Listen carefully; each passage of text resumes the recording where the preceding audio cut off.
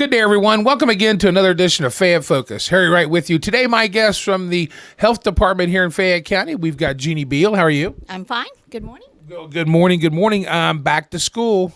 So let's do the back to school things. Back to school is here. Hard to believe. Summer goes too fast.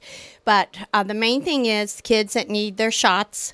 I know school starts tomorrow, but and not everybody will have them. Thanks to those who have been in and had their shots, the health department's been very busy giving those immunizations. If you haven't done, we still will do them. You need them for school, so don't hesitate to come in. We are open. It's open 8 to 5, but we like for you to be there by 4 to 4:30 so we can get the shots in, because they do close at 5.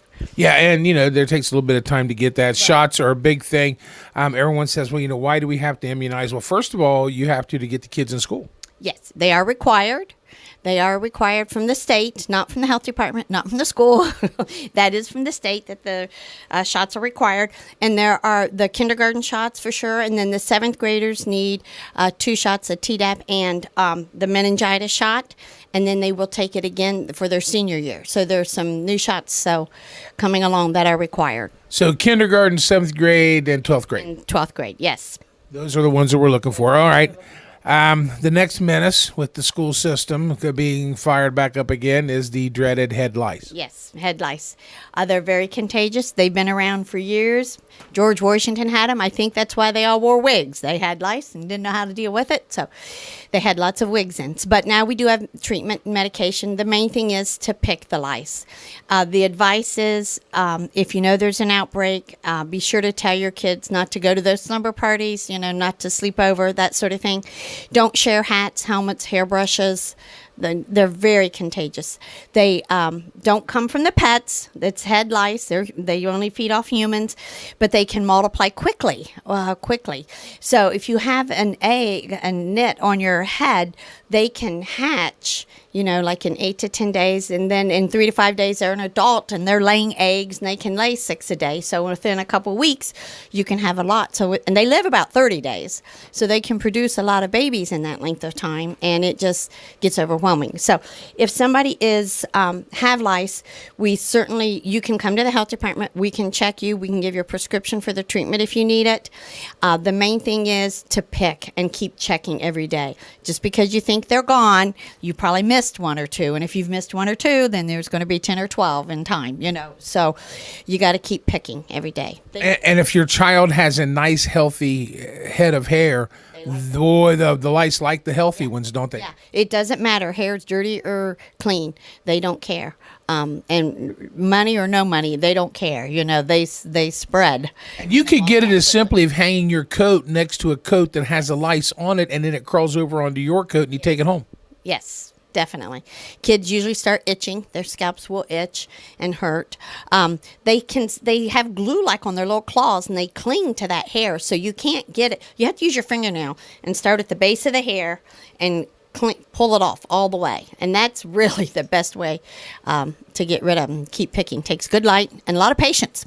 A lot of patience. Unfortunately, when Kate was in elementary school, she had the long, beautiful blonde hair, and she still has long, beautiful blonde hair. But boy, day after day, and you think that you have it taken care of, and then you forgot just one, and boom, it's all back again.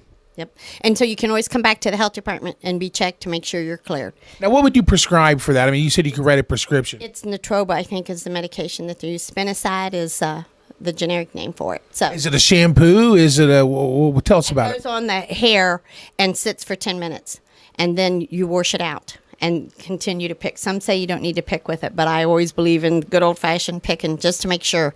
And so you need to check your hair every day for a couple of weeks. It can't hurt to do that. And get a really nice, sturdy, what I would call a knit comb. The knit combs help. They can help. Some people like them, some people don't. But they do help.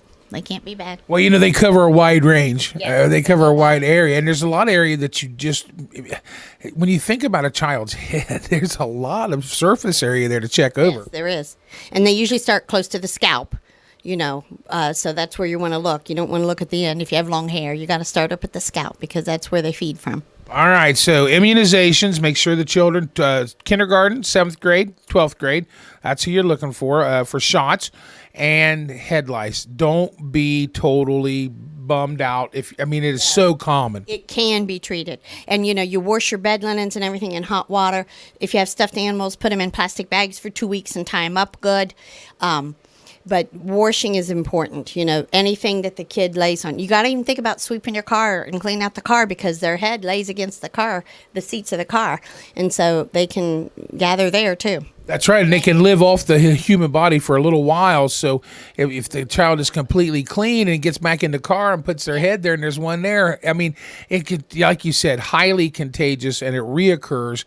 Don't get dismayed. Keep in there. Patience is the thing. Patience, that's for sure. All right, what else we got going on at the health department? Well, just something, a thing to be aware of is bed bugs, too. They travel. So if kids have them at home and they get in their book bag, so you need to be aware of that, okay? Or if anybody's just traveling themselves, motels, you can look for them. Bed bugs can live for a long time without food. So they hide behind picture frames on the wall, behind curtains. If you do have them, you definitely need some help getting rid of them probably. High heat is highly recommended. But and you can sweep and sweep and sweep. You can put your mattress in a big plastic zipper. They have special bags, but you'd have to leave it on there for a year because they can live for a year. How that little thing does that, I don't know, but they do. Isn't it amazing? Isn't it amazing how they can live off the body and without food for a year? So, that's another thing with patience. That's a key thing with that. So going back to school, we just want to remind parents, try not to send your kids to school sick. It's so important. If the child's saying they don't feel good that morning, they have a tummy ache, I know sometimes kids try to get out of it, and hopefully you know your child well enough to know. But it's very hard to send them to school sick, or if they haven't had breakfast and they ride a bus, by the time they get to school, they are not feeling good. So we really encourage breakfast. It doesn't have to be a full course meal, but toast with peanut butter is a great thing that sticks to the ribs. Well, my favorite breakfast is I love toast with peanut butter. Yeah, and I don't and maybe throw some pickles on it too. Oh, now that would be different. But it is different, yeah. Well, but that's something that I inherited from my mother. That's one of her favorites. But yes, it's very with the protein. You got a little bit of carbohydrates there in the toast. You got some protein, so their belly's not growling. Breakfast stands for break the fast. You haven't eaten all night, so you do need something to charge those brain cells, and the kids will do better and feel better. I know sometimes you don't feel hungry in the morning, so you don't have to have a big meal, but something certainly helps. A little bit of granola and some peanut butter and toast, and go get straight A's. Then the other thing is, if they've been sick and had a temp, really try to keep them home 24 hours without pain medication, because that lowers the temp, and so people think they don't have a temp, and you send them to school, and 1 o'clock in the afternoon they come down, they have a fever again. Yeah. So it really, people think that, well, you've missed enough, but it saves them. If you stay home and let them really recoup and get over it, then they're not going to have another setback. So well, and if you send them back too early, okay, they're in school, but they're not feeling well, so what are they learning? No. Spreading. So that's right. So you're doing a lot of damage, not just to the child, but the other kids. If they're sick, keep them home. I know it's an inconvenience sometimes, but that child's not going to be productive, and they're not feeling well. See if grandma or grandpa can't watch them. Yeah, and I know it's hard. I know adults go to work sick, and sometimes they should stay home too. yeah, that's a rule at the radio station, because we touch, like you've been in there, all the knobs, and so you're not feeling well. You touch it, and then you forget to spray it.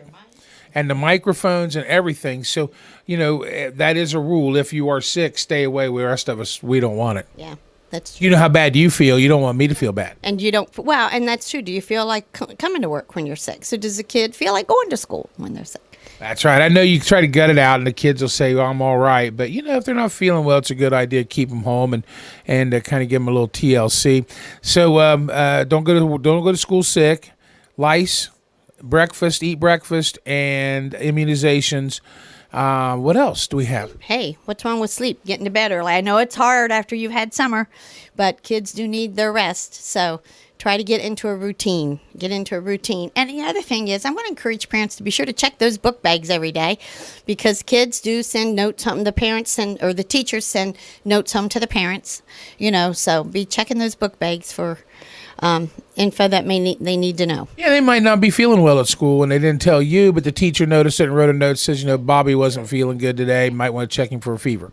Good idea. That's true. Check that book bag, folks. Well, Jeannie, thank you so much for taking time out of your busy day. We'll have her on throughout the school year as things go on. There are all different kinds of things that go on the school year as far as the health department goes. So we'll keep her right here with us. Jeannie, thank you so much. Thanks for having me. We'll see you.